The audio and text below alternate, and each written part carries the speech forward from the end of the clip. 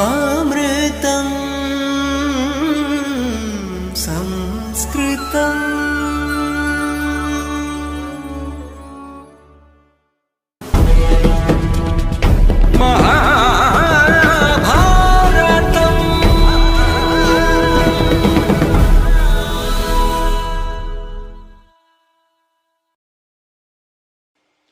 നമസ്കാരം. മഹാഭാരത കഥയിലേക്ക് എല്ലാവർക്കും സ്വാഗതം. ഗാന്ധാരിയുടെ വിവാഹ കഥ കഴിഞ്ഞ ഭാഗത്ത് നാം കേട്ടു. തന്നെ വിവാഹം കഴിക്കാൻ പോകുന്നത് അന്ധനായ ധൃതരാഷ്ട്രരാണ് എന്ന് അറിഞ്ഞ നിമിഷം തന്നെ ഗാന്ധാരി ഒരു പട്ടെടുത്ത് തൻ്റെ കണ്ണ് കെട്ടി തൻ്റെ ഭർത്താവിന് ഈ ലോകത്ത് എന്തൊക്കെ സുഖങ്ങളുണ്ടോ അതിൽ കൂടുതൽ ഒന്നും തന്നെ വേണ്ട എന്ന് നിശ്ചയിച്ചു എന്ന അത്ഭുത ചരിത്രം നമ്മളെ പറഞ്ഞു കേൾപ്പിച്ച വ്യാസഭഗവാൻ തുടർന്ന് പാണ്ഡുവിൻ്റെ വിവാഹ കഥ വർണ്ണിക്കുന്നു. 3 വിവാഹങ്ങളാണ് ഈ പ്രകരണത്തിലുള്ളത്: ഗാന്ധാരി, കുന്തി, മാദ്രി.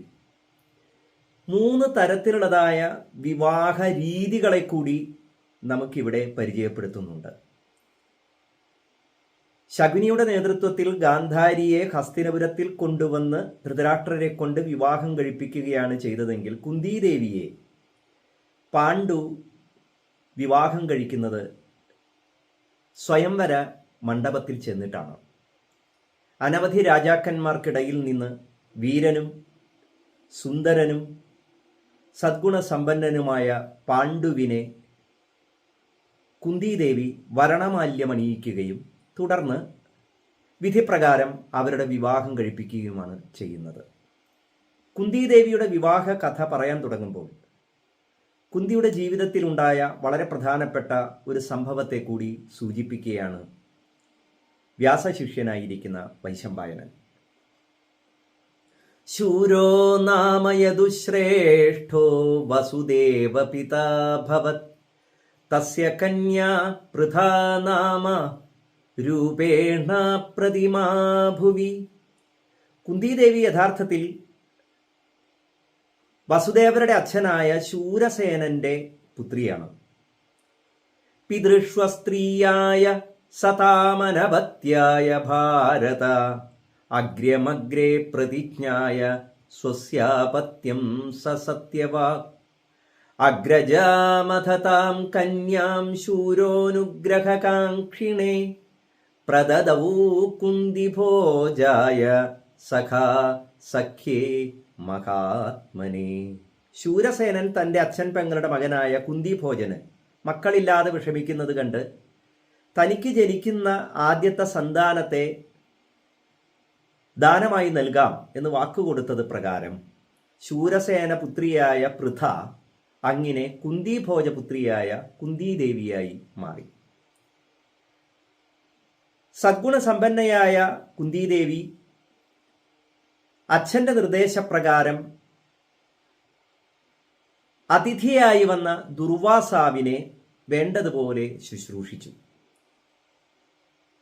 ആ ശുശ്രൂഷയിൽ സന്തുഷ്ടനായ ദുർവാസാവ് മഹർഷി കുന്തിദേവിക്ക് വിശിഷ്ടമായ അനുഗ്രഹം നൽകി. തസ്യൈവ സപ്രദദൗ മന്ത്രമാപദ്ധർമാൻവവേക്ഷയാ അഭിചാരാഭിസംയുക്തമബ്രവീച്ചൈവ താം മുനിഃ. ദേവതകളെ ആവാഹിച്ച് പ്രീതിപ്പെടുത്തുവാനുള്ളതായ വളരെ വിശേഷപ്പെട്ട മന്ത്രമാണ് ദുർവാസാവ് മഹർഷി കുന്തിദേവിക്ക് നൽകിയത്. അതും ആപദ്ധർമാൻവവേക്ഷയാ. ഏതെങ്കിലും തരത്തിലുള്ളതായ ധർമ്മരക്ഷണത്തിൻ്റെ ഘട്ടം വരുമ്പോഴാണ് ഈ മന്ത്രം പ്രയോഗിക്കേണ്ടത് എന്ന് ഈ മന്ത്രദാനത്തെ സൂചിപ്പിക്കുമ്പോൾ പ്രത്യേകമായി എടുത്തു പറയുന്നുണ്ട്. യം യം ദേവം ത്വമേതേന മന്ത്രേണാവാഹയിഷ്യസി തസ്യ തസ്യ പ്രസാദേന പുത്രസ്തവ ഭവിഷ്യതി. ഈ മന്ത്രങ്ങളെ കൊണ്ട് ഏതേത് ദേവതകളെയാണോ പ്രസാദിപ്പിക്കുന്നത് ആ ദേവതകളിൽ നിന്ന്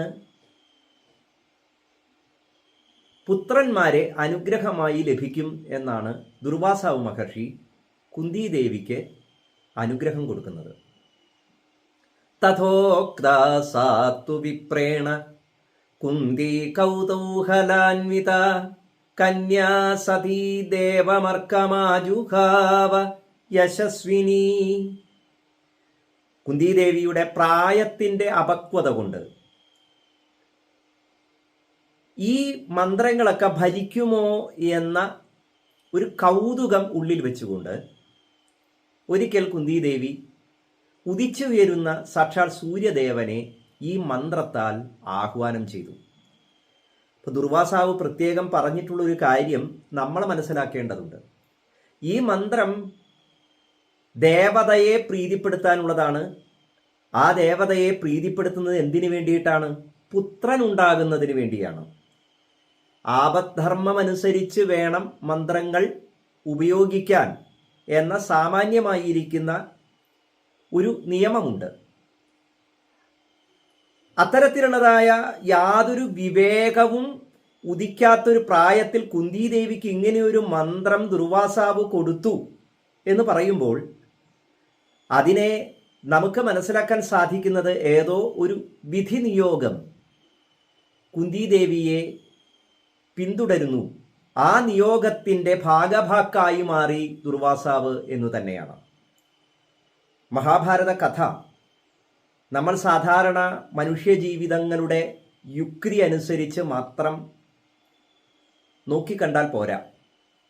ഈശ്വരീയമായിരിക്കുന്ന ചില ധർമ്മമാർഗത്തിലേക്ക് മനുഷ്യരെ നയിക്കുന്ന ആശയങ്ങളെ പകർന്നു കൊടുക്കുക എന്ന ഉദ്ദേശം കൂടി മഹാഭാരതത്തിനുണ്ട്. കഴിഞ്ഞ ഭാഗത്ത് ഗാന്ധാരി ധൃതരാഷ്ട്രര് അന്ധനാണെന്നറിഞ്ഞ് സ്വന്തം കണ്ണു മൂടി കെട്ടിയ കഥ പറഞ്ഞപ്പോൾ സൂചിപ്പിക്കുകയുണ്ടായി. ഏതെങ്കിലും സമയത്ത് നമ്മൾ ചെയ്യുന്ന ശരികൾ ഒരു പക്ഷേ കാലാന്തരത്തിൽ വലിയ വലിയ തെറ്റുകളായി പരിണമിക്കാം, തെറ്റുകളായി വ്യാഖ്യാനിക്കപ്പെടാം. ചിലപ്പോൾ പല തെറ്റുകൾക്കും ഉള്ളതായ കാരണമായി പരിണമിക്കാം, അധർമ്മങ്ങൾക്കുള്ള കാരണമായി പരിണമിക്കാം. ഇതൊന്നും ആരുടെയും ബുദ്ധി കൊണ്ടോ യുക്തി കൊണ്ടോ തടുക്കാൻ കഴിയുന്ന കാര്യമല്ല. അങ്ങനെ മനുഷ്യബുദ്ധി കൊണ്ട് തടുക്കാൻ കഴിയാത്ത പലതും ഈ പ്രപഞ്ചത്തിലുണ്ട് എന്ന ഓർമ്മപ്പെടുത്തൽ കൂടിയാണ് ഇത്തരത്തിലുള്ള കഥകൾ. അപ്പോൾ ദുർവാസാവ് മഹർഷി കൊടുത്ത മന്ത്രത്തെ ഒരു പരീക്ഷണത്തിന് വേണ്ടിയാണ് കുന്തിദേവി ഉപയോഗിച്ചത്. വന്നു ചേർന്നതോ ഉദിച്ചുയരുന്ന ആദിത്യൻ. ദേവരൂപത്തിൽ വന്നതായ ആ ആദിത്യനെ കണ്ട് കുന്തിദേവി വിസ്മയിച്ചു, പരിഭ്രമിച്ചു. താം സമാസാദ്യ ദേവസ്തു വിവസ്വാനിതമബ്രവീത് അയമസ്മ്യസിതാപാംഗി ബ്രൂഹി കിം കരവാണിതേ. ഞാനിതാ വന്നു ചേർന്നിരിക്കുന്നു, അല്ലയോ സുന്ദരി, നിനക്ക് ഞാൻ എന്താണ് ചെയ്തു തരേണ്ടത് എന്ന് ചോദിച്ചുകൊണ്ടാണ് ദേവരൂപത്തിൽ സൂര്യദേവൻ പ്രത്യക്ഷമായത്. അപ്പോൾ കുന്തിദേവി പരിഭ്രമത്തോടുകൂടി വിനയപൂർവം തൊഴുതുകൊണ്ട് പറഞ്ഞു, കശ്ചിന്മേ ബ്രാഹ്മണ പ്രാദാത് വരം വിദ്യാം ച ശത്രുഹൻ തദ്വിജിജ്ഞാസയാഹ്വാനം കൃതവത്യസ്മിതേ വിഭോ. എനിക്ക് ഒരു ബ്രാഹ്മണൻ വരദാനമായി തന്നതാണ് ഈ മന്ത്രം. ശത്രുക്കളെ മുഴുവൻ സംഹരിക്കാൻ കഴിവുള്ള അല്ലയോ പ്രഭോ, ആ മന്ത്രത്തെ പരീക്ഷിച്ചറിയുന്നതിന് വേണ്ടി ഞാൻ പ്രയോഗിച്ചതാണ്. ഏതസ്മിന്നപരാധേ ത്വാം ശിരസാഹം പ്രസാദയേ യോഷിതോ ഹി സദാ രക്ഷ്യാ സ്വാപരാർത്ഥാപി നിത്യശഃ. അപ്പം എനിക്ക് വന്നതായ ഈ പിഴവ് അവിടുന്ന് പൊറുക്കണം. ഞാനൊരു സ്ത്രീയാണല്ലോ. യോഷിതോ ഹി സദാ രക്ഷ്യാഹ. സ്ത്രീകൾ എപ്പോഴായാലും പരിരക്ഷിക്കപ്പെടേണ്ടവരല്ലേ. സ്വാപരാധാപി നിത്യശ. എന്തെങ്കിലും അപരാധം ചെയ്താൽ പോലും സ്ത്രീകളെ രക്ഷിക്കേണ്ടത് ഒരു ധർമ്മമല്ലേ എന്നാണ് ന്യായം പറയുന്നത് കുന്തിദേവി. അപ്പോൾ സൂര്യദേവൻ അതിന് മറുപടി പറയുന്നു, വേദാഹം സർവമേവൈതൽ യദ്ദുർവാസാവരം ദദൗ സംത്യജ്യ ഭയമേവേഹ ക്രിയതാം സംഗമോ മമ. ഇതൊക്കെ ഞാൻ അറിഞ്ഞിരിക്കുന്നു. ദുർവാസാവ് മഹർഷി ദേവിക്ക് മന്ത്രം തന്നത് കർമ്മസാക്ഷിയാണല്ലോ സാക്ഷാൽ സൂര്യദേവൻ. എന്തായാലും ഞാൻ വന്നു ചേർന്നു. എന്നെ ആഹ്വാനം ചെയ്ത ഭവതി ആ ആഹ്വാനം ചെയ്തത് എന്തിനു വേണ്ടിയാണോ ആ അനുഗ്രഹത്തെ സ്വീകരിക്കാൻ തയ്യാറാവണം എന്ന് തന്നെയാണ് സൂര്യദേവൻ സൂചിപ്പിക്കുന്നത്. അമോഘം ദർശനം മഹ്യമാഹൂതശ്ചാസ്മി തേ ശുഭേ വൃഥാഹ്വാനേപി തേ ഭീരു ദോഷസ്യാന്നാത്ര സംശയഃ. വെറുതെ വിളിച്ചതാണെങ്കിലും അതിലെന്തെങ്കിലും ദോഷമുണ്ട് എന്ന് ദേവി വിചാരിക്കേണ്ട. ദേവിക്ക് ഈ ആഹ്വാനം കൊണ്ട് യാതൊരു തരത്തിലും ദോഷം സംഭവിക്കുകയില്ല. അതിനാൽ എന്നെ കാണുക എന്നത് തന്നെ അത്ര എളുപ്പമുള്ള കാര്യമല്ല. ആ മന്ത്രത്തിൻ്റെ ശക്തി കൊണ്ടാണ് ഞാൻ വന്നു ചേർന്നിരിക്കുന്നത്. മന്ത്രം ജപിച്ചാൽ ദേവത പ്രത്യക്ഷപ്പെടണം. ഏത് സങ്കല്പത്തോടു കൂടിയാണോ മന്ത്രം ജപിച്ചത് ആ സങ്കല്പത്തെ പൂർത്തീകരിക്കണം. ഇത് ദേവതാധർമ്മമാണ്.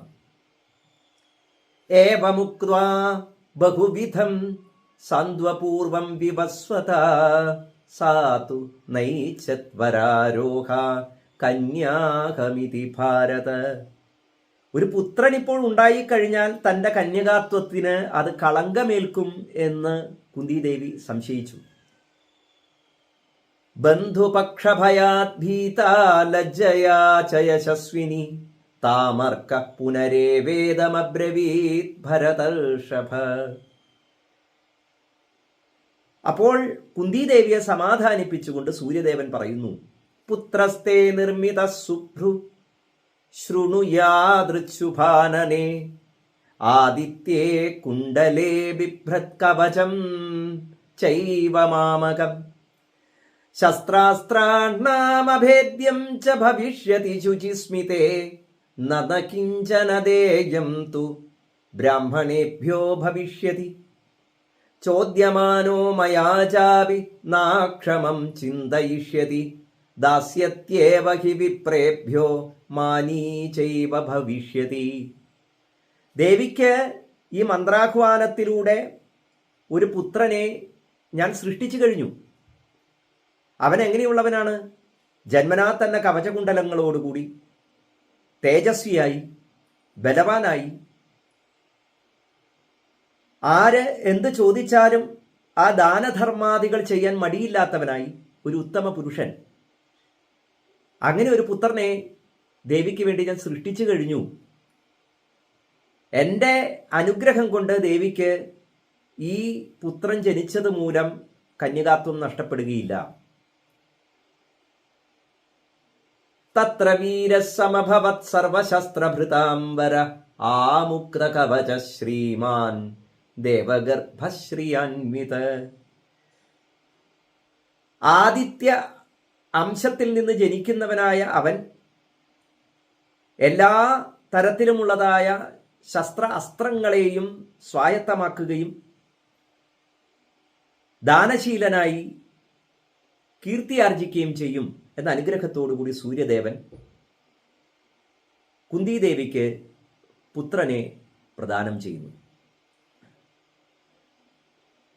ദൃഷ്ട്വാ കുമാരം ജാതം സാ വാർഷ്ണേയീ ദീനമാനസാ ഏകാഗ്രം ചിന്തയാമാസ കിം കൃത്വാ സുകൃതം ഭവേത്.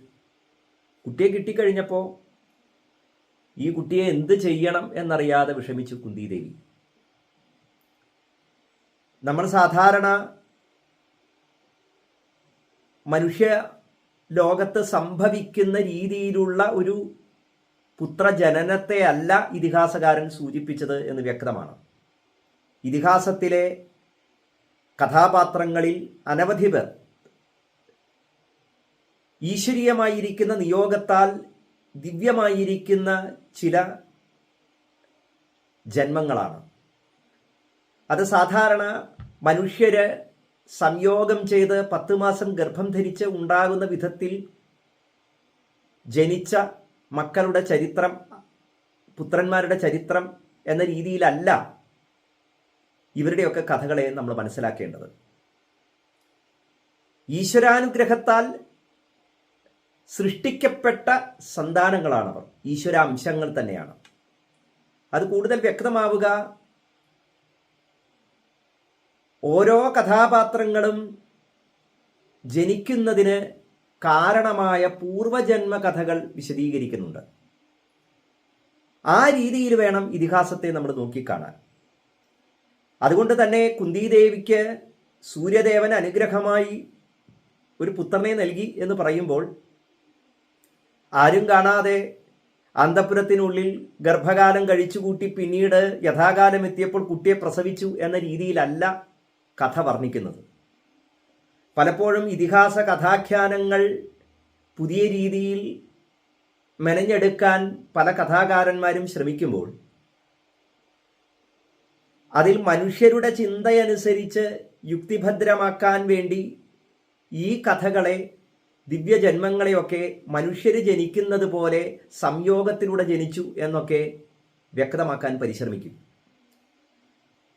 എങ്ങനെയൊക്കെ നമ്മൾ അതിനെ യുക്തിപൂർവം നോക്കിക്കാണാൻ ശ്രമിച്ചാലും സാധാരണ മനുഷ്യ സാമൂഹിക ജീവിതത്തിലെ നിയമ ധർമ്മ വ്യവസ്ഥകളെ വെച്ചുകൊണ്ട് ഒരിക്കലും ഇത്തരത്തിലുള്ളതായ സൂര്യനിൽ നിന്ന് ഒരു കന്യയ്ക്ക് ഒരു പുത്രൻ ജനിച്ചു എന്നതിനെയൊന്നും നമുക്ക് സാമാന്യ യുക്തി ഉപയോഗിച്ച് വ്യാഖ്യാനിക്കാൻ സാധിക്കുകയില്ല. ഇതൊക്കെ അത്ഭുത കഥകൾ തന്നെയാണ്. പ്രപഞ്ചത്തിൽ അത്ഭുതങ്ങളൊന്നും നമ്മുടെ ജീവിതത്തിൽ ഇപ്പോൾ നടക്കുന്നില്ലല്ലോ, അപ്പോൾ പിന്നെ ഇതൊക്കെ നടക്കാൻ സാധ്യതയുണ്ടോ എന്ന് ചോദിച്ചാൽ ഈ പ്രപഞ്ചം തന്നെ അത്ഭുതമാണെന്നിരിക്കെ ഇപ്പോൾ നമുക്ക് ആ അത്ഭുതങ്ങളെ മനസ്സിലാക്കാൻ കഴിയുന്നില്ല എന്ന് വിചാരിച്ച് ഇങ്ങനെയൊക്കെയുള്ള ദിവ്യജന്മങ്ങൾ ഉണ്ടാകാൻ സാധ്യതയില്ല എന്ന ആ ഒരു തീരുമാനത്തിൽ പൂർണ്ണമായും എത്തിച്ചേരാൻ ആർക്കും സാധിക്കുകയില്ല. അങ്ങനെ തീരുമാനിക്കുന്നതാവും ചിലപ്പോൾ യുക്തിരാഹിത്യമായി തീരുന്നത്. ഗൂഹമാനാപചാരം സാ ബന്ധുപക്ഷഭയാത്തദാ ഉത്സസർജ കുമാരം തം ജലേ കുന്തി മഹാബലം. ഇപ്പൊ ബന്ധുക്കളെ പേടിച്ച്, മറ്റുള്ളവരെന്ത് പറയും എന്ന പേടി കൊണ്ട് തന്നെയാണ് കുന്തിദേവി എന്ത് ചെയ്താലാണ് തനിക്ക് ഈ കന്യയായിരിക്കുമ്പോൾ തന്നെ വിവാഹത്തിന് മുമ്പേ തന്നെ ഒരു കുട്ടി ജനിച്ചു എന്ന പേരുദോഷം ഇല്ലാതായിത്തീരുക എന്ന് ചിന്തിച്ചു. അപ്പോൾ അവിടെ ലോകധർമ്മത്തിന് പ്രാധാന്യം വന്നു. അതിന് കാരണം ഇങ്ങനെയൊരു ദിവ്യമായ അനുഗ്രഹത്താൽ ഒരു കുട്ടി ജനിച്ചു എന്ന് ഇന്നത്തെ കാലത്ത് ആരും വിശ്വസിക്കില്ല എന്ന് പറയുന്നത് പോലെ അന്നത്തെ കാലത്തും അത് പെട്ടെന്ന് സമൂഹം ഉൾക്കൊള്ളുകയില്ല. കാരണം ദേവരഹസ്യങ്ങൾ അത് പലപ്പോഴും സാധാരണ മനുഷ്യ യുക്തികൾക്ക് ഉൾക്കൊള്ളാൻ കഴിയുന്നവയല്ല. അപ്പം അതുകൊണ്ട് തന്നെ കുന്തിദേവി സൂര്യദേവൻ പ്രസാദിച്ച് എനിക്ക് ഇങ്ങനെ ഒരു പുത്രൻ ഉണ്ടായി എന്ന് തൻ്റെ ബന്ധുക്കളോട് പറഞ്ഞാൽ ഒരിക്കലും അതാരും വിശ്വസിക്കാൻ പോകുന്നില്ല എന്നും തനിക്ക് അകീർത്തി ഉണ്ടാകും എന്നും ചിന്തിച്ച് ആ കുഞ്ഞിനെ ഉപേക്ഷിക്കാൻ തീരുമാനിക്കുന്നു. തമുത്സൃഷ്ടം ജലേ ഗർഭം രാധാഭർത്താമഹായശാഹ പുത്രത്വേ കൽപ്പയാമാസ സഭാര്യ സൂതനന്ദന നാമധേയം ചക്രാതേ തസ്യ ബാലസ്യ താവുഭൗ വസുനാ സഹജാതോയം വസുഷേണോ ഭവത്വിതി. കുന്തിദേവി ആ കുഞ്ഞിനെ ജലത്തിലൊഴുക്കി. ആ കുഞ്ഞിനെ ലഭിച്ചത് അതിരഥൻ എന്ന സൂതന്റെ കൈകളിലാണ്. അദ്ദേഹത്തിൻ്റെ ധർമ്മപത്നിയായ രാധാദേവി ആ കുഞ്ഞിനെ സന്തോഷത്തോടുകൂടി എടുത്തു വളർത്തി. അതിരഥന്റെയും രാധയുടെയും പുത്രനായി വളർന്ന അവൻ ജനിച്ചപ്പോൾ തന്നെ കവചകുണ്ടലാദികളാകുന്ന അലങ്കാരങ്ങളോടുകൂടി തേജസ്വിയായി കാണപ്പെട്ടു എന്നതിനാൽ വസുഷേണൻ എന്നൊരു പേര് ആ കുഞ്ഞിന് ലഭിച്ചു. രാധയുടെ മകൻ എന്നർത്ഥത്തിൽ രാധേയൻ എന്നും വിളിക്കാൻ തുടങ്ങി. സവർദ്ധമാനോ ബലവാൻ സർവാസ്ത്രേഷു ഉദ്യതോ ഭവൽ ആപൃഷ്ഠതാപാദാദിത്യമുപാതിഷ്ഠത വീര്യവാൻ. സൂര്യനെപ്പോലെ തന്നെ അതിതേജസ്വിയായി വളർന്നു വന്ന അവൻ്റെ സ്വപ്നത്തിൽ ഒരിക്കൽ സൂര്യദേവൻ പ്രത്യക്ഷപ്പെട്ട് വരാൻ പോകുന്ന അപകടങ്ങളെക്കുറിച്ച് സൂചിപ്പിക്കുന്നുണ്ട്. തതക്കാലേ തു കസ്മിംശ്ചിൽ സ്വപ്നാന്തേ കർണമബ്രവീത് ആദിത്യോ ബ്രാഹ്മണോ ഭൂത്വാ ശൃണു വീരവചോ മമ പ്രഭാതായാം രജന്യാം ത്വാമാഗമിഷ്യതി വാസവ ന തസ്യ ഭിക്ഷാ ദാതവ്യാ വിപ്രരൂപീ ഭവിഷ്യതി. സ്വപ്നത്തിൽ വന്നു ചേർന്ന ആദിത്യ ഭഗവാൻ തൻ്റെ അംശഭൂതനായിരിക്കുന്ന പുത്രനോട് പറയുന്നത് നാളെ പ്രഭാതത്തിൽ നിന്റെ അരികത്തേക്ക് ദേവേന്ദ്രൻ വരും എന്നാണ്. ആ ദേവേന്ദ്രൻ നീ സന്ധ്യാവന്ദനം ചെയ്യുന്ന സമയത്ത് ബ്രാഹ്മണ രൂപത്തിലാണ് വരിക. കാരണം ദേവന്മാർക്കറിയാം, സന്ധ്യാവന്ദനം ചെയ്ത് കഴിഞ്ഞ ആ നിമിഷത്തിൽ ആരെങ്കിലും വന്ന് എന്തെങ്കിലും ചോദിച്ചു കഴിഞ്ഞാൽ ഒരു മടിയുമില്ലാതെ നീ അതെല്ലാം കൊടുക്കുമെന്ന്. അങ്ങനെ ദാനശീലം വളരെ കീർത്തിക്കപ്പെട്ടിരിക്കുന്നു. അപ്പോൾ ബ്രാഹ്മണനായി നിന്റെ അരികത്ത് വരുന്ന ദേവേന്ദ്രൻ നിന്നോട് കവചകുണ്ടലങ്ങൾ ചോദിക്കും, നീ അതൊരിക്കലും കൊടുക്കരുത് എന്നാണ് സൂര്യദേവൻ ഉപദേശിക്കുന്നത്. പക്ഷെ കർണൻ അതിന് മറുപടി പറയുന്നു, ശക്രോമാം വിപ്രരൂപേണ യതി വൈ യാചതേ ദ്വിജ കഥം ചാസ്മൈ നദാസ്യാമി യഥാ ചാസ്മ്യവബോധിത. സാക്ഷാത് ദേവേന്ദ്രൻ തന്നെ എൻ്റെ മുമ്പിൽ ബ്രാഹ്മണ രൂപത്തിൽ വന്ന് എന്നോട് യാചിക്കുകയാണെങ്കിൽ ഞാൻ എങ്ങനെ കൊടുക്കാതിരിക്കും? അപ്പൊ സൂര്യദേവൻ പറഞ്ഞത്, അങ്ങനെ നീ കൊടുക്കുകയാണെങ്കിൽ ആ കവച കുണ്ടലങ്ങളാണ് നിന്നോട് ചോദിക്കുക. അപ്പോൾ അതിന് തക്കതായ ശത്രുക്കളെ സംഹരിക്കാൻ കഴിയുന്ന ഒരിക്കലും പിഴയ്ക്കാത്ത ഒരു ആയുധം നീ പകരമായി ചോദിക്കണം എന്ന് സൂര്യദേവൻ ആവശ്യപ്പെടുന്നു. സ്വപ്നം കഴിഞ്ഞു, നേരം പുലർന്നു. സന്ധ്യാവദനാദികൾ കഴിഞ്ഞ നിമിഷത്തിൽ സൂര്യദേവൻ പറഞ്ഞത് പ്രകാരം ദേവേന്ദ്രൻ ഒരു ബ്രാഹ്മണന്റെ രൂപത്തിൽ വന്നു. കർണന് മുമ്പിൽ യാചിച്ചു. കൊടുക്കാം എന്ന ആ വാക്ക് പാലിക്കുന്നതിന് വേണ്ടി കർണൻ തൻ്റെ കവചകുണ്ടലങ്ങൾ ഇന്ദ്രനാണ് കൊടുക്കുന്നത് എങ്കിലും ഇന്ദ്രൻ വന്നു ചേർന്നത് ഒരു ബ്രാഹ്മണന്റെ രൂപത്തിലാണ്. ലോകധർമ്മമനുസരിച്ച് ദാനശീലൻ എന്ന കീർത്തിക്ക് ഭംഗം വരരുത് എന്ന ഒറ്റക്കാരണത്താൽ കർണൻ അത് കൊടുക്കാൻ തയ്യാറാകുമ്പോൾ ഇന്ദ്രനോട് ചോദിക്കുന്നു, എനിക്ക് പകരമായി ഒരിക്കലും പിഴയ്ക്കാത്ത ശക്തിയെ പ്രദാനം ചെയ്താലും എന്ന്. ഇച്ഛാമി ഭഗവദ്ദത്താം ശക്തിം ശത്രുനിബർഹിണീം ദദൗ ശക്തിം സുരപതിർവാക്യം ചേദമുവാചഃ ദേവാസുരമനുഷ്യാണം ഗന്ധർവോരഗരക്ഷസാം യമേകം ജേതുമിച്ഛേദാ സോനയാ ന ഭവിഷ്യതി.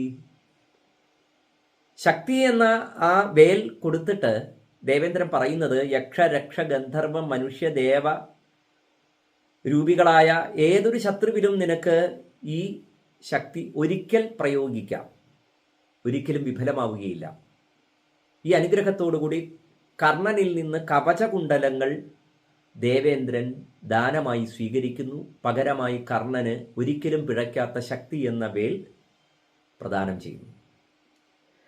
പ്രാങ്നാമ തസ്യ കഥിതം വസുഷേണ ഇതി ക്ഷിതൗ കർണോ വൈകർത്തനശ്ചൈവ കർമ്മണാ തേന സോഭവൽ.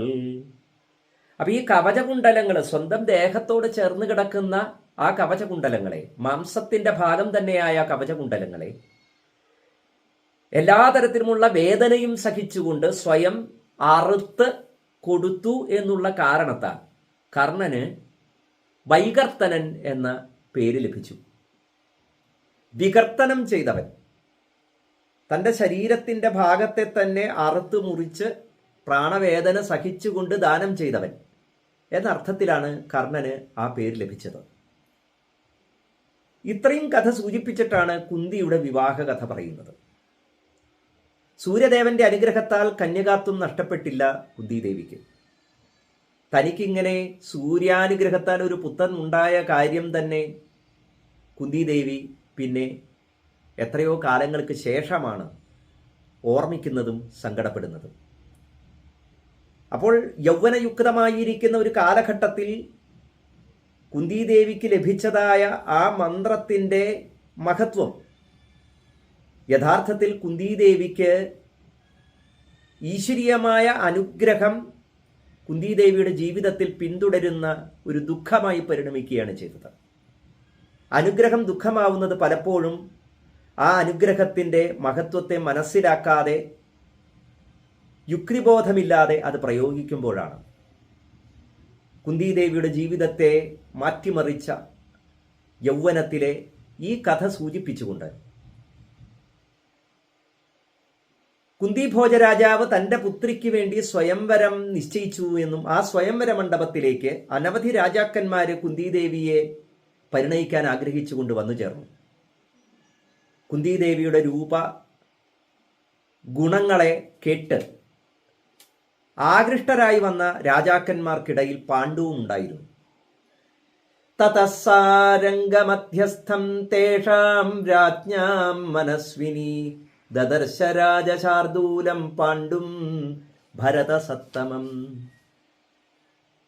ഹസ്തിനപുരത്തിന്റെ ചക്രവർത്തിയായ പാണ്ഡുവിനെ കണ്ടതും കുന്തിദേവി തൻ്റെ കയ്യിലെ വരണമാല്യം അദ്ദേഹത്തിൻ്റെ ഗളത്തിൽ ചാർത്തുന്നു. അങ്ങനെ പാണ്ഡു കുന്തിദേവിയെ പരിണയിച്ച് ഹസ്തിനപുരത്തിലേക്ക് മടങ്ങിപ്പോന്നു. പിന്നീട് ഭീഷ്മർ പാണ്ഡുവിനെ കൊണ്ടൊരു വിവാഹം കൂടി കഴിപ്പിക്കണം എന്ന് നിശ്ചയിക്കുന്നു.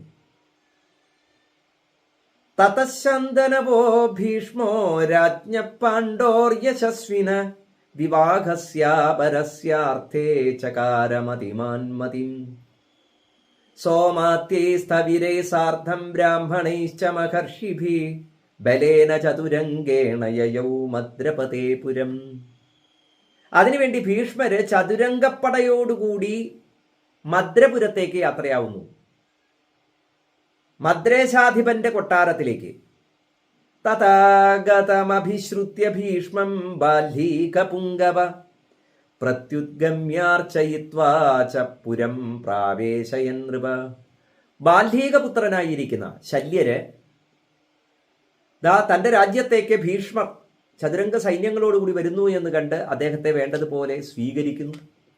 വിശിഷ്ടമായി ഇരിപ്പിടം നൽകി ആതിഥ്യ മര്യാദ അനുസരിച്ച് എല്ലാം ഉപചാരങ്ങളും ചെയ്ത് കുശലപ്രശ്നങ്ങൾ ചോദിച്ചു കൊണ്ടിരിക്കുമ്പോഴാണ് ഭീഷ്മർ താൻ വന്ന കാര്യം പറയുന്നത്.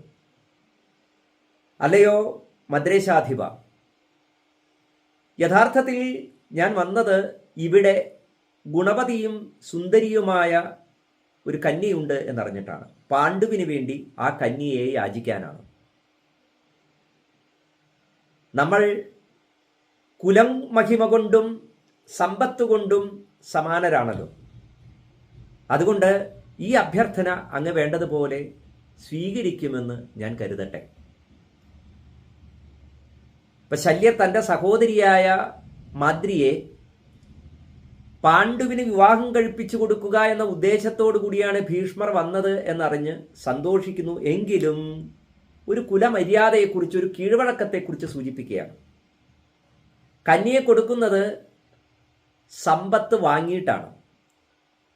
ഇന്നത്തെ കാലഘട്ടത്തിലെ പോലെ ഒരു പെൺകുട്ടിയെ വിവാഹം കഴിപ്പിച്ചു കൊടുക്കുമ്പോൾ ആ പെൺകുട്ടിയുടെ അച്ഛനമ്മമാർ ആ പെൺകുട്ടിക്കും ആ പെൺകുട്ടിയെ വിവാഹം കഴിക്കുന്ന പുരുഷനും ജീവിക്കാൻ തക്കവണ്ണം ഉതകുന്ന സർവസമ്പത്തും സ്ത്രീധനമായി നൽകി കുട്ടിയെ വിവാഹം കഴിപ്പിച്ചു കൊടുക്കുക എന്ന രീതി. അതിൽ നിന്ന് വ്യത്യസ്തമായി ഇവിടെ നാം കാണുന്നത് ശല്യര് ചോദിക്കുന്നത് തൻ്റെ സഹോദരി വിവാഹം കഴിപ്പിക്കാൻ തയ്യാറാണ്. പക്ഷേ കീഴ്വഴക്കം, ഒരു കന്യയെ ആരാണോ വിവാഹം കഴിക്കാൻ ഉദ്ദേശിക്കുന്നത് അവർ സമ്പത്ത് കൊടുത്ത് ആ കന്യയെ സ്വീകരിക്കണം എന്നാണ്. ഈ കീഴ്വഴക്കത്തെക്കുറിച്ച് സൂചിപ്പിച്ചപ്പോൾ ഭീഷ്മർ വളരെയധികം സന്തോഷത്തോടുകൂടി അതിന് തയ്യാറാവുന്നു. തത് പ്രഗൃഹ്യ ധനം സർവം ശല്യ സംപ്രീതമാനസ ദദൗ താം സമലംകൃത്യ സ്വസാരം കൗരവർഷഭേ. അനവധി സ്വർണം, ആന, കുതിര, തേര് മുതലായിരിക്കുന്ന സമ്പത്ത് എല്ലാം ഈ മദ്രരാജ്യത്തേക്ക് സമർപ്പിച്ച് ഭീഷ്മർ പാണ്ഡുവിന് വേണ്ടി മാദ്രിയെ ഹസ്തിനപുരത്തിലേക്ക് കൂട്ടിക്കൊണ്ടുവരുന്നു. സതാം മാദ്രീമുപാദായ ഭീഷ്മ സാഗരഗാസുത ആജഗാമപുരീം ധീമാൻ പ്രവിഷ്ടോ ഗജസാഹ്വയം തത ഇഷ്ടേ ഹനി പ്രാപ്തേ മുഹൂർത്തേ സാധു സമ്മതേ ജഗ്രാഹ വിധിവത് പാണിം മാദ്ര്യ പാണ്ഡുർനരാധിപ. അങ്ങനെ മാദ്രിയെ കൂട്ടിക്കൊണ്ടുവന്നു ഭീഷ്മര് ഹസ്തിനപുരത്തിൽ. ശുഭദമായിരിക്കുന്ന ഒരു മുഹൂർത്തത്തിൽ പാണ്ഡുവിനെ കൊണ്ട് വിവാഹം കഴിപ്പിക്കുന്നു. ഇങ്ങനെ 3 വിവാഹ കഥകൾ നമുക്ക് പറഞ്ഞു തന്നു. ഈ 3 സ്ത്രീകൾ മഹാഭാരതം എന്ന ഇതിഹാസത്തിൻ്റെ പ്രധാനപ്പെട്ട ധർമ്മസംഹിതകളെ ഉദ്ബോധിപ്പിക്കുന്ന സവിശേഷമായിരിക്കുന്ന സ്ഥാനം അലങ്കരിക്കുന്നവരാണ്. ഗാന്ധാരി വിവാഹത്തിന് മുമ്പ് എടുത്ത തീരുമാനം അന്ധനാണ് തൻ്റെ ഭർത്താവെന്നറിഞ്ഞ് സ്വയം കണ്ണുമൂടിക്കെട്ടലാണെങ്കിൽ, കുന്തിദേവി വിവാഹത്തിന് മുമ്പ് തനിക്ക് സംഭവിച്ചതായ ഒരു അബദ്ധത്തെ മറച്ചു വെച്ചുകൊണ്ട് സ്വയംവര മണ്ഡപത്തിൽ വെച്ച് പാണ്ഡുവിനെ സ്വീകരിക്കുകയാണ്. മാദ്രിയാകട്ടെ സ്വന്തമായൊരു തീരുമാനങ്ങളുമില്ലാതെ സഹോദരൻ്റെ തീരുമാനത്തിന് സമ്മതം മൂടിക്കൊണ്ട് ഭീഷ്മരാൽ ആനീതയായി ഹസ്തിനപുരത്തിൽ വെച്ച് പാണ്ഡുവിനെ വിവാഹം കഴിക്കുന്നു. 3 തരം വിവാഹങ്ങൾ. ഗാന്ധാരിയെ ശകുനിയാണ് ഹസ്തിനപുരത്തിൽ കൊണ്ടുവന്ന് വിവാഹം കഴിപ്പിക്കുന്നത് ധൃതരാഷ്ട്രരെ കൊണ്ട്. കുന്തിദേവിയെ പാണ്ഡു അവിടെ ചെന്ന് സ്വയംവര മണ്ഡപത്തിൽ വെച്ചാണ് വിവാഹം കഴിക്കുന്നത്. മാദ്രിയെ പാണ്ഡുവിന് വേണ്ടി ഭീഷ്മർ ചെന്ന് സമ്പത്ത് കൊടുത്ത് കൂട്ടിക്കൊണ്ടുവന്ന് പാണ്ഡുവിനെ കൊണ്ട് വിവാഹം കഴിപ്പിക്കുകയാണ്. 3 വിവാഹങ്ങളിലും 3 തരത്തിലുള്ളതായ സ്വഭാവ സവിശേഷതകൾ, ആ കാലഘട്ടത്തിൻ്റെതായ ജീവിത മര്യാദകൾ, വ്യക്തി ധർമ്മത്തെക്കുറിച്ചുള്ള വിചിന്തനങ്ങൾ, ഇതൊക്കെ നിലനിൽക്കുന്നുണ്ട്.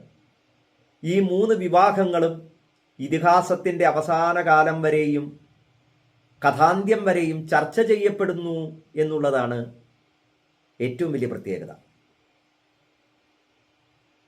കഥാഭൂമിയിലെ ഓരോ സംഭവങ്ങളും ഈ 3 വിവാഹങ്ങളുമായി ബന്ധപ്പെടുത്തിക്കൊണ്ടാണ് ധർമ്മസംവാദങ്ങൾക്ക് തുടക്കം കുറിക്കുന്നത്. ഇതിഹാസത്തിൻ്റെ ഈ ശൈലി നമുക്ക് പരിചയപ്പെടണം. അപ്പോൾ മാത്രമേ ഇതിഹാസത്തെ ഏതെങ്കിലും വിധത്തിൽ വ്യാഖ്യാനിക്കുമ്പോൾ നമുക്ക് അതിനോട് നീതി പുലർത്താനായിട്ട് സാധിക്കുകയുള്ളൂ. അതല്ലാതെ കഥകളെ മുഴുവൻ നമ്മുടെയൊക്കെ സാമൂഹിക ജീവിത കാലവുമായി ബന്ധപ്പെടുത്തി അതിൻ്റെ യുക്തികളിലൂടെ മാത്രം നോക്കിക്കാണുക എന്നത് ഒരു പരിപൂർണമായ ആസ്വാദനമല്ല.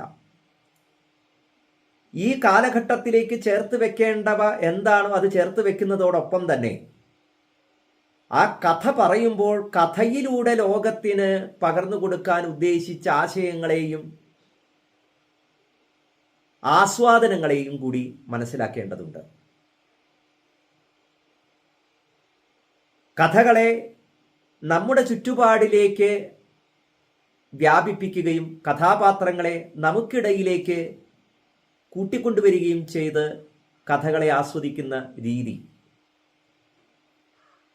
അത് പ്രത്യേക തരത്തിലുള്ള ഒരു ആസ്വാദനമാണെങ്കിൽ കഥാലോകത്തിലേക്ക് നാം സ്വയം പരകായ പ്രവേശം ചെയ്ത് ആ കാലഘട്ടത്തിലേക്ക്, ആ കഥാപാത്രങ്ങളിലേക്ക് നാം സ്വയം പരിണമിച്ച് അതിനെ ആസ്വദിക്കുക എന്ന ഒരു രീതിയുമുണ്ട്.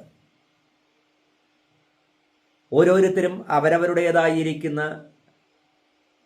യുക്തിക്കനുസരിച്ച് ഇത്തരത്തിൽ ഇതിഹാസങ്ങളെ വ്യാഖ്യാനിക്കുമ്പോൾ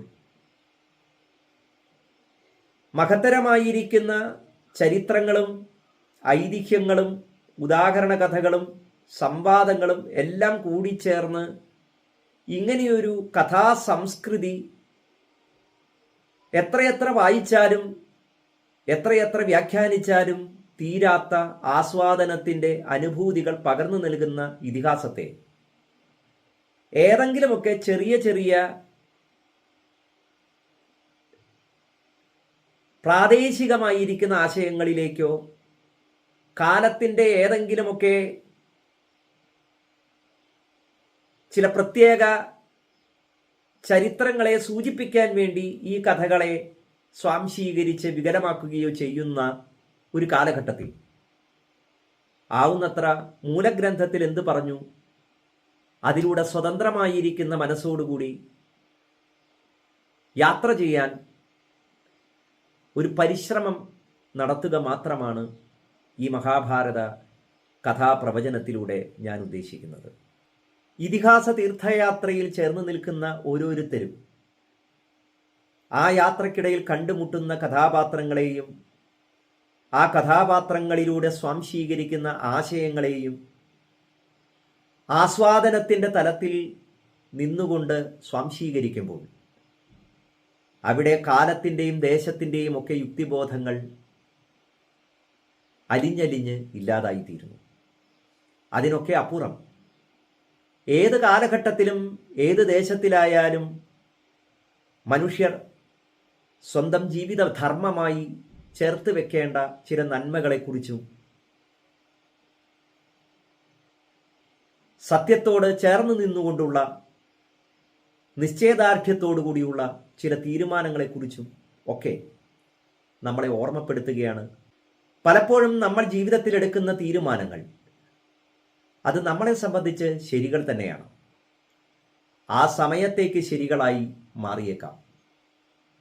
പക്ഷേ കാലാന്തരത്തിൽ ആ ശരികൾ തെറ്റുകളായി പരിണമിച്ചേക്കാം, ചില തെറ്റുകൾ ശരികളായും പരിണമിച്ചേക്കാം. നമ്മുടെ ജീവിതത്തിലെ ചില തീരുമാനങ്ങൾ അത് നമുക്ക് ശരികളാവാം, മറ്റുള്ളവർക്ക് അത് ശരികേടുകളാവാം. ഈ കാലത്തിൽ ചിലപ്പോൾ തെറ്റെന്ന് തോന്നുന്നത് നാളെ ശരികളായി പരിണമിച്ചേക്കാം. ഇങ്ങനെ ധർമ്മങ്ങളും അധർമ്മങ്ങളും കൂടിക്കുഴഞ്ഞ ജീവിതത്തിൻ്റെ മഹാപ്രവാഹത്തെ അത്ഭുതത്തോടുകൂടി നോക്കിക്കാണാൻ ഇതിഹാസകാരൻ തൻ്റെ ഈ കഥാപ്രവചനങ്ങളിലൂടെ നമ്മളെ പ്രേരിപ്പിക്കുന്നുണ്ട്. എന്നുവെച്ച് എല്ലാ തീരുമാനങ്ങളും കാലത്തിൻ്റെ പ്രവാഹഗതിക്ക് വിട്ടുകൊടുക്കാൻ നമുക്കാർക്കും സാധിക്കുകയില്ല. നമ്മൾ തീരുമാനങ്ങൾ എടുക്കുക, അത് ഈശ്വരീയമായി നമുക്കും ചുറ്റുമുള്ളവർക്കും അനുഗുണമായി തീരട്ടെ എന്ന് പ്രാർത്ഥിച്ചുകൊണ്ട് ആ ഒരു നല്ല മനസ്സോടുകൂടി പ്രവർത്തിക്കുവാനുള്ളതായ ഊർജവും ആവേശവും സതുപദേശങ്ങളും നമുക്ക് ഇതിഹാസം പകർന്നു തരുന്നുണ്ട്. ഈ ഇതിഹാസ തീർത്ഥയാത്രയിൽ എന്നോടൊപ്പം ചേർന്ന് നിൽക്കുന്ന എല്ലാവർക്കും ഇനിയുള്ള കാഴ്ചകളിലേക്ക് നമുക്കൊരുമിച്ച് തുടർന്നും യാത്ര ചെയ്യാം. നന്മകൾ ഉണ്ടാവട്ടെ എന്ന് പ്രാർത്ഥിക്കുന്നു. നമസ്കാരം.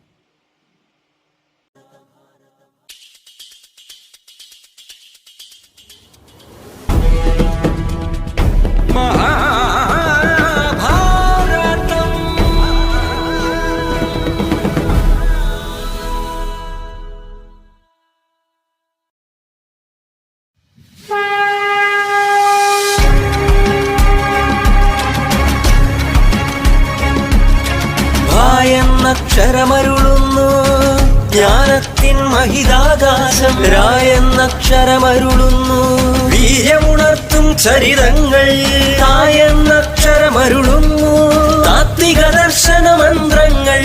ഭാരതമങ്ങനെ നിറയുന്നു വിശ്വം മുഴുവനും ഏകതയായി. മഹാഭാരതം മഹാഭാരതം മഹാഭാരതം.